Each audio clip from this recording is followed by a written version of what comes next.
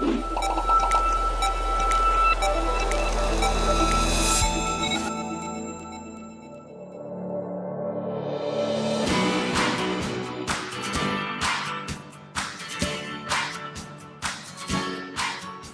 asked you what you thought our residents' concerns would be.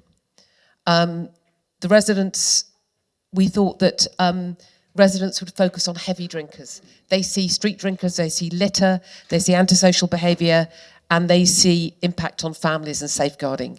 And they also see the link with alcohol and drug misuse. We thought that residents are aware of the financial and criminal justice implications of alcohol. People who drink too much spend money on alcohol. There are physical health implications for residents and impact on families. And people become socially isolated if they're drinking too much. Somebody commented that there was a bit of a tick box conveyor belt approach to treatment with focus on making commissioners believe they can hit all targets. Now we've got commissioners in the room. We've got Alison, who's the sort of head honcho commissioner. And I think we would all say sometimes that some of our treatment is very target focused and it makes it difficult for us to individualise it. Residents worry about damage to communities, and somebody commented how many places you can buy alcohol and how difficult that is for people. And there was a nice comment that I particularly picked up. Someone said that people sympathise with people with alcohol problems. Other members of the community are empathic, they want to help people solve their problems, and they want to help make sure there's a help available for people who need it.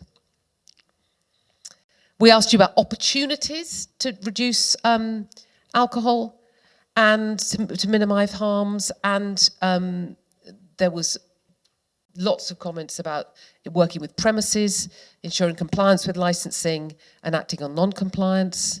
There was talk about having very clear pathways for people into treatment and help, making sure treatment's accessible and flexible would be a good opportunity to minimise harms, and also a lot about collaboration and people working together.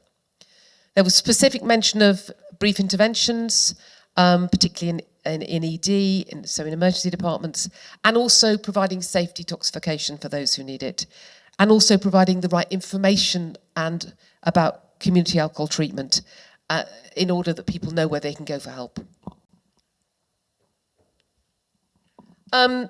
We talked about, the last question we asked you was how you thought you and your organisation can influence change. We talked about having simpler messages. The messages are currently too complex. We talked about having lax and permissive licensing laws. And there was also talk about stigma and political opposition to investment in treatment and recovery. We talked about having high levels of unmet need, lack of access to planned detox, long waits for detox, and limited access to Tier 4 to rehab, people who need it. And we talked about challenges of engaging some people, particularly perhaps homeless populations and other populations who aren't quite ready for treatment and need support to get there. We look at lack of partnerships, different people working in silos, not having clear pathways and protocols. And that leads to missed opportunities to link what we're all doing together. And there was talk about using peers to build partnerships between criminal justice and community organisations. There were several mentions of difficulties with data sharing, separate commissioning of mental health, addictions and housing, and poor advertising and aware of services because of the way they're commissioned. And lastly, we specifically asked about IBA, and the feeling was positive about primary care, actually. The feeling was, the comments we got back, was that primary care were screening people for alcohol. And whether they're doing it right, whether they could do it better is another question, but that it was embedded in primary care. The feeling about acute care and mental health care was it does happen a bit, but it's not good enough. And the same with community services, community alcohol and drug services, that it isn't comprehensively there. And social care was that it doesn't happen. Several people commented that in social care, you don't get enough screening for alcohol, it doesn't really happen.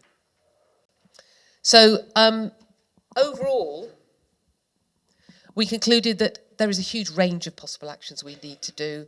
I think it's what we expected. It was good that I think people had a very good understanding of what's going on locally. Although there are times when we can spread and scale things and influence each other better. There was a feeling that we need to think as a group, and I know that Jane, Ruth and I have had extensive discussions about this, about what we can influence and what we can't. And some of this, you know, we can sit and whinge about the government till we're blue in the face, but actually there's probably not much point in us doing too much about it because we can't influence this. But we need to be able to work out what we can influence both individually as practitioners and as a system, and where we can stretch the system to influence more. And that we need to focus what we do together, the time we spend in these sorts of meetings, the time we spend talking, planning, on what's going to work. So to focus integrated care on the things that are most likely to work, and to allow other people to get on with what they do well in their own services.